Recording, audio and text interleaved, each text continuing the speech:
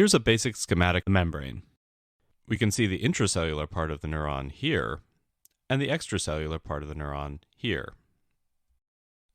Our voltmeter has a ground electrode outside the cell, and the other end is in the intracellular part of the neuron, measuring the difference in voltage between these 2 points.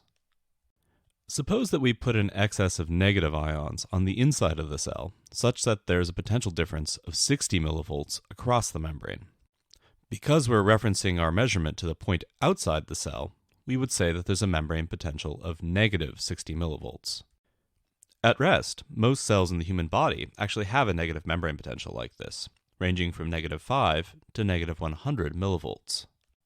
In neurons, this resting potential is generally from negative 40 to negative 90 millivolts. How does this happen? That's what we're going to explore in this segment.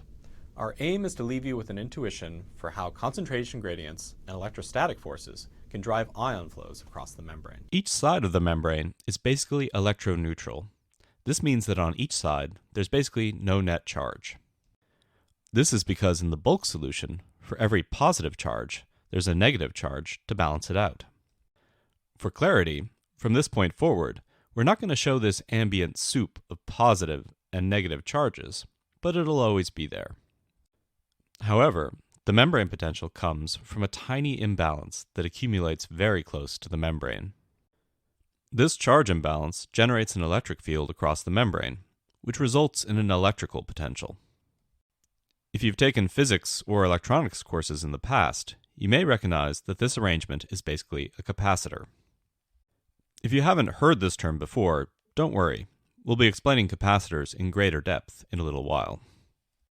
Let's try to understand how and why this charge imbalance develops. We'll start with a simple example, and then build up to a more realistic membrane. The membrane you see here is a lipid bilayer with no openings, so ions can't pass through it. We'll talk about openings in the membrane, called ion channels, in a moment. Let's get rid of these for now. There are a whole host of positively and negatively charged species in solution on both sides of the membrane. Right now, let's just have an equal concentration of potassium on both sides. If we measure the voltage across this impermeable membrane, what will we see on our voltmeter?